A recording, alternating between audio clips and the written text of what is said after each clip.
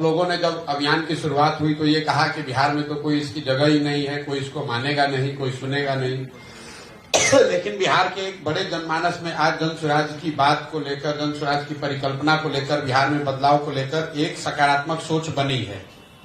अब उस सोच को दल में और वोट में परिवर्तित करने की जो बात है, तो 1 महीना पहले जन स्वराज दल बना है और 1 महीने में आज 10% वोट लेकर जन स्वराज ने अपनी शुरुआत करी है।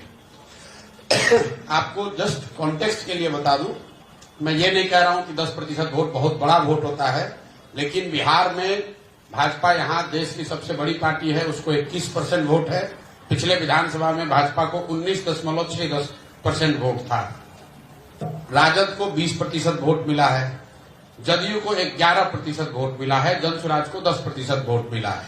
और इससे बहुत बेहतर हो सकता था, लेकिन जन स्वराज दल 1 महीना पुराना है, सिंबल 10 दिन पुराना है, कैंडिडेट नए हैं और उन क्षेत्रों में चुनाव हुआ है जहां पर जन स्वराज की पदयात्रा नहीं हुई है, जन स्वराज पार्टी का कोई संगठन नहीं है।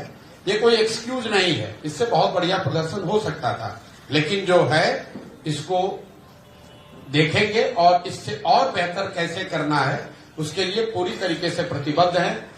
10% आया है, अगर 1% भी आता तो भी हमारे अपने प्रयास में, हमारे कमिटमेंट में, बिहार को सुधारने के जज्बे में उसमें 1% की भी कमी नहीं आने वाली है। आपको ऐसा लग रहा है कि 10% आया, कौन चुनाव जीता कौन हारा, अगर 10 बरस भी लगेगा तो भी प्रशांत किशोर जन स्वराज के इस अभियान से पीछे हटने वाले नहीं हैं। आज 10% जनता बिहार की मानी है, जब वो भी दिन आप देखिएगा जब 30%, 40%, 50% जनता मानेगी, और तब जब तक नहीं मानेंगे तब तक जन स्वराज का और प्रशांत किशोर का ये प्रयास उसी तरीके से निरंतर, उसी ईमानदारी और शुद्धता से चलता रहेगा। उसमें कहीं कोई किंतु परंतु नहीं है।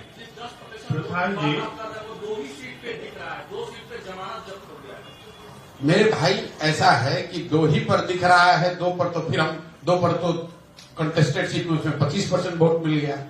ओवरऑल जन स्वराज को जो 70,000 वोट मिला है, मैं उसकी बात कर रहा हूं, कंटेस्टेड सीट की बात नहीं हो रहा। कंटेस्टेड सीट पर कितना वोट शेयर है वो तो अलग अलग देखना पड़ेगा।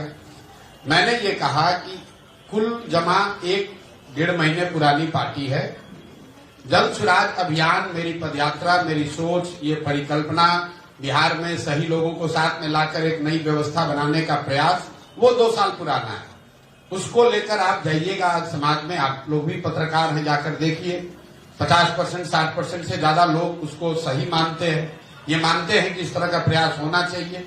जो बात जन स्वराज में हम लोग कर रहे हैं उसको बेहतर बताते हैं, लेकिन उस सोच को समझना, उसको अप्रिशिएट करना और उसके आधार पर वोट करना, दोनों 2 बात है। वोट तब होगा जब दल की उस तरह की संगठन की व्यवस्था होगी, और जो लोग जन स्वराज के परिकल्पना से प्रभावित है या जुड़े हैं, उस सोच से जुड़कर वो वोट भी करें, उसके लिए और बेहतर प्रयास करने की जरूरत है। और इसको अगर मैं समअप करूं तो ये दल की ओर से मेरी जिम्मेवारी है कि दल को सफलता मिले। मेरे अकेले की जिम्मेवारी नहीं है, लेकिन अगुवा होने के नाते मेरी जिम्मेवारी है, तो मैं उसकी जिम्मेवारी ले रहा हूं। अगर 10% वोट आया है तो वो अपेक्षा से कम है, उसकी जिम्मेवारी प्रशांत किशोर की है। इस 10 को 40 करने की जिम्मेवारी भी प्रशांत किशोर की है। ये बात मैं आपको बता रहा हूं कि उसके लिए मैं पूरी तरीके से प्रतिबद्ध हूं। मैं एक कदम भी पीछे हटने वाला नहीं हूं। ये 1 वर्ष में हो या 5 वर्ष में हो। एक और अंतिम बात, लोकतंत्र में अभी आपने साथ में किसी ने पूछा महाराष्ट्र और झारखंड का। अभी महाराष्ट्र में जो कांग्रेस, एनसीपी और उद्धव जी की जिस शिवसेना ने भाजपा गठबंधन को 6 महीना पहले धूल चटा दिया था, आज उसी शरद पवार जी की पार्टी को 9 सीट मिला है, कांग्रेस को 12-15 सीट मिला है। तो लोग, और जो भाजपा झारखंड में एक तरफा जीत कराई थी, आज उनको मुंह की खानी पड़ी है। तो 6 महीना लोकतंत्र में बहुत लंबा समय है। बिहार के चुनाव एक अभी से 12 महीने के बाद है। जन स्वराज परिवार से, इस सोच से जुड़े हर व्यक्ति से मैं इतना ही कह सकता हूं कि आपको बिल्कुल 1 पैसे भी निराश होने की जरूरत नहीं है। इस प्रयास की ईमानदारी और शुद्धता को बिहार की जनता ने सराहा है, उसको स्वीकार किया है। अब उसको वोट में परिवर्तित करने की जो कवायद है वो अगले 1 साल करेंगे, मेहनत से करेंगे और ज्यादा प्रयास करेंगे और मेरा अपना मानना है कि अच्छा ही रिजल्ट आएगा। आप मानते हैं कि प्रधान जी है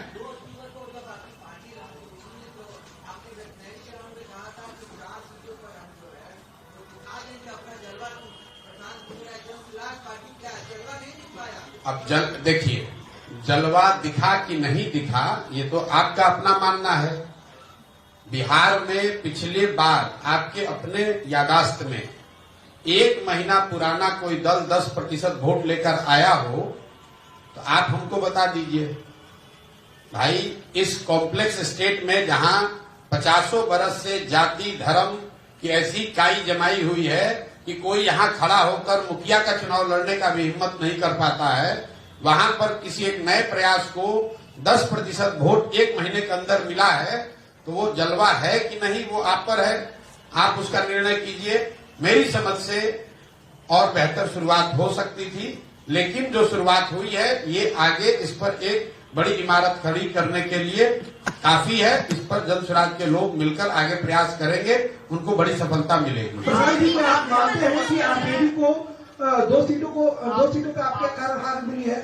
ये बिल्कुल बकवास बात है। हमारे अभी तो आपने कहा हमारा कोई कुछ जलवा ही नहीं है, अभी आप कह रहे हैं कि हमारे चलते दो सीट पे हार गया। ये आरजेडी वाले हारने के बाद, ये 30 साल पुरानी पार्टी है, हर जगह हारे हैं। हारने के बाद अब दोषारोपण दूसरे पर करेंगे।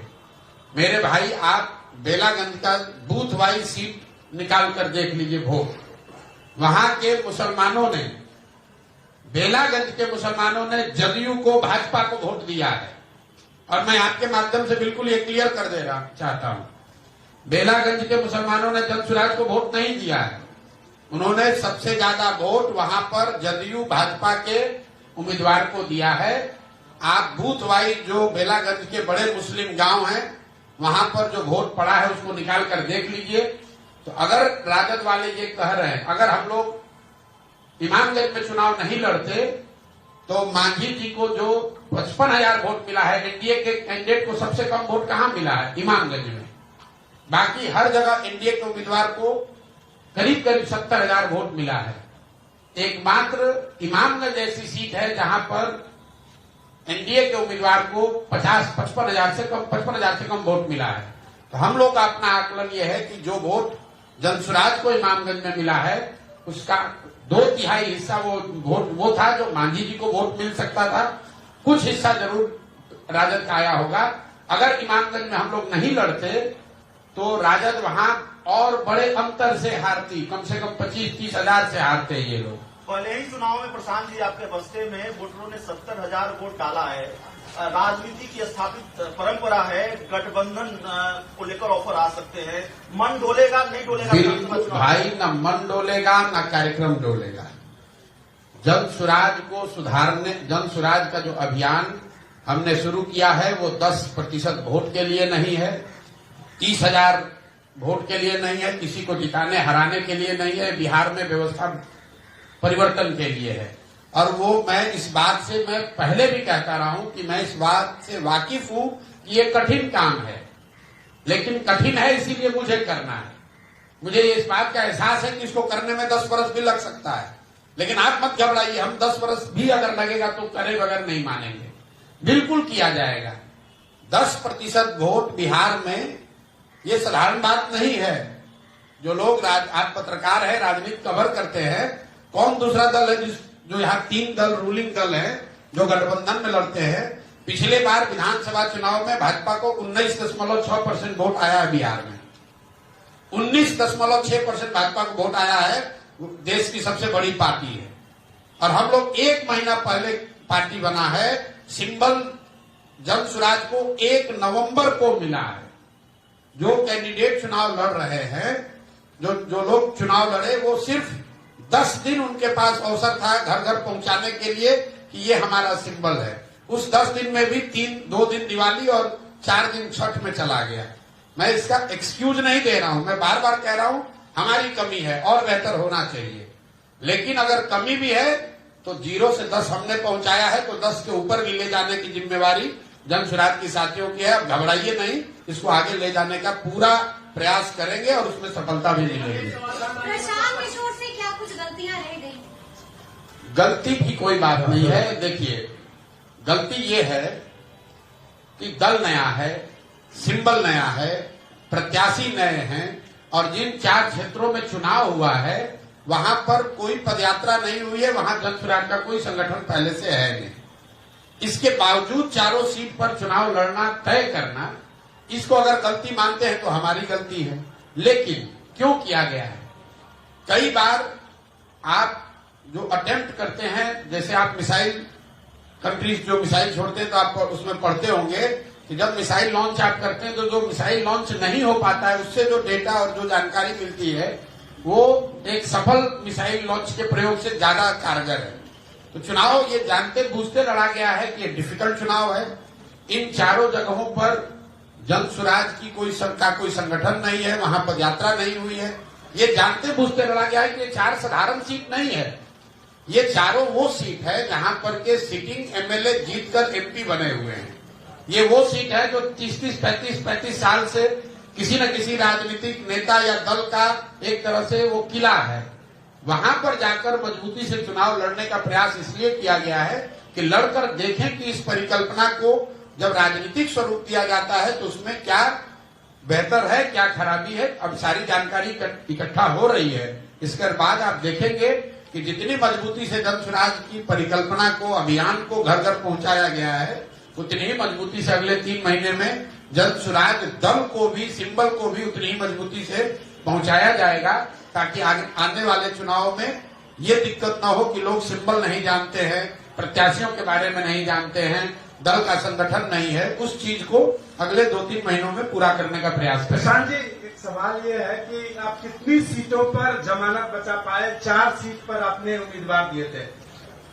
भाई, हमने तो ये देखा नहीं है कि कितने भी जमानत बचा पाए। आप क्यों जमानत की चिंता कर रहे हैं? चिंता आप इसकी कीजिए, आप बिहार के, आप पत्रकार हैं, बिहार के नागरिक भी हैं। चिंता ये कीजिए कि बिहार की जनता को ये लगता है कि जो आज नीतीश भाजपा की सरकार चल रही है बहुत अच्छी सरकार है, उनके प्रत्याशियों को लोगों ने वोट दिया है। ये चिंता की बात है कि बिहार आज देश का सबसे गरीब और पिछड़ा राज्य है और फिर भी लोग उसी दल को, उसी नेतृत्व को, उसी नेता को, उसी दल को वोट दे रहे हैं। चिंता का कारण ये है, जमानत किसका जब्त हुआ नहीं हुआ वो चिंता का कारण नहीं है। ये बात साफ हो गई कि प्रशांत की बात बिहार की जनता मानने को तैयार नहीं है, आप नहीं समझा पा रहे? जितने लोगों को समझाने की जरूरत है उसको नहीं समझा पाए हैं। बिल्कुल, इसमें कहने क्या बात है। 10% लोगों को समझा पाए तो 10% लोग को ही समझा पाए हैं। माना जाए कि 25 में आप चुनौती नहीं है, 30 में आप चुनौती। आप हमको कब चुनौती मानते थे कि आज नहीं मान रहे? हम तो जब पैदल चलना शुरू किए तो आप लोगों ने कहा बिहार में कोई खड़ा ही नहीं हो सकता है। जब दल बन गया तो भी आपने कहा कोई चुनौती नहीं है। कल परसों अभी तो परिणाम आज आया है। 5 दिन पहले भी जो विशेषज्ञ कह रहे हैं कि भाई 2-4-5% वोट आएगा इनको, प्रशांत किशोर क्या कर लेंगे। ऐसा तो है नहीं कि कल तक आप हमको चुनौती मान रहे थे और अब नहीं मानिएगा। तो आपके कहने से, आपके मतलब व्यक्ति की बात नहीं है, पत्रकारों के या राजनीतिक विश्लेषकों के टीका टिप्पणी के आधार पर तो हम ये काम कर नहीं रहे। आप अपना काम कर रहे हैं, आपका काम है विश्लेषण करना, आकलन करना, टीका टिप्पणी करना। हम अपना काम कर रहे हैं। मैं आपको ये बता रहा हूं कि मैं अपने संकल्प से, जन सुराज के इस अभियान से एक कदम भी पीछे हटने वाला नहीं हूं। जन सुराज 2025 में 243 सीटों पर अपनी ताकत से चुनाव लड़ेगा। जनता को मनाने का, समझाने का जो भी यथासंभव प्रयास है, जो भगवान ने शक्ति बुद्धि दी है, वो सब लगाया जाएगा। जनता अगर समझती है तो ठीक है, नहीं समझती है तो मालिक जनता है, वो जिसको तय करेगी वो आगे यहाँ सरकार बनाएगा।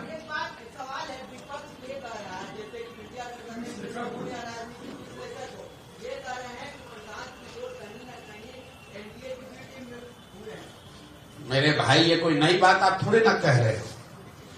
मतलब जो लोग 30 साल से यहाँ अपना दल चला रहे हैं, अब राजद के प्रदेश अध्यक्ष, उनका लड़का रामगढ़ में 3रे नंबर पर है। अब आप बता दीजिए कि वहां भाजपा के जीतने से जन सुराज का क्या लेना देना है? वो किसने रोका था उनको जीतने से? किसने रोका है आप बताइए ना। तरारी में सीपीआई एमएल हारी है भाजपा से, तो क्या वो जनसुराज की वजह से हारी है? इमामगंज का हमने आपको बताया, अगर इमामगंज जनसुराज नहीं लड़ रहा होता तो ये अराजद वाले 5,000 से नहीं 25,000 से चुनाव हारते। बेलागंज के बारे में क्या कहेंगे? बेलागंज में जितने वोटों से जितने आपको वोट मिले उतने ही वोट से आगे की हारी उसी आसपास। किसने कहा ये बात? बेलागंज में जनसुराज को 17,000 वोट मिला है। 17,000 वोट को राजद के वोट में अगर आप जोड़ भी दीजिए, मान लीजिए एक बार को जोड़ दीजिए, तो भी 5,000 से हारेंगे। ये आप लोग को अपना नैरेटिव एक चलाने का, भाई कुछ से कुछ हम आपको कह रहे हैं कि अगर जनसुराज नहीं लड़ता तो और ज्यादा मत से आरजेडी वाले हारे होते। बेलागंज में जनसुराज की वजह से राजद हारी है कि नहीं हारी है, इसको अगर देखना है तो भाई बूथ वाइज डेटा आया हुआ है, I-20 निकाल लीजिए और ये देख लीजिए कि जो मुस्लिम गांव हैं, यही तो आरजेडी वाले कह रहे होंगे, मुस्लिम गांव जितने भी हैं वहां देखिए कि किसको वोट मिला है। वहां वोट न राजद को मिला है न जनसुराज को मिला है। सारे मुस्लिम गांव में लोगों ने वोट दिया है जदयू और भाजपा गठबंधन को। तो ये जाके वहां के मुसलमानों से पूछिए, उन्होंने वोट दिया है, जिसको वोट दिया है वो जीत कर आया है। 2 साल का पर्याप्त काम नहीं आया क्या? 2 साल से आपका ज्यादा है, उसी के आधार पर पार्टी का। तो भाई 2 साल के प्रयास से अगर काम नहीं आया तो जो 70,000 लोगों ने वोट दिया है वो आपका क्वेश्चन सुन के तो वोट दिया नहीं है। भाई कुछ प्रयास किए हैं, उसी के आधार पर तो लोगों ने वोट दिया है। इमामगंज में हमारी कोई रिश्तेदारी तो है नहीं। अगर इमामगंज में 35,000 लोगों ने जनसुराज को वोट दिया है तो कुछ तो सोच के ही दिया होगा। हमारे बाप दादा की तो कोई पार्टी है नहीं, हमारा इमामगंज में घर है नहीं, हम कोई जातीय समीकरण वहां बनाए नहीं है। तो अगर इमामगंज में 35,000 लोगों ने वोट दिया या कहीं मान लो 5,000 वोट दिया, तो जो प्रयास किया है उसी के आधार पर वोट मिला है। चुनाव में प्रशांत जी क्या आपसे चूक हो गई और क्या सीख लिया जो 2025 में उस गलती को आप नहीं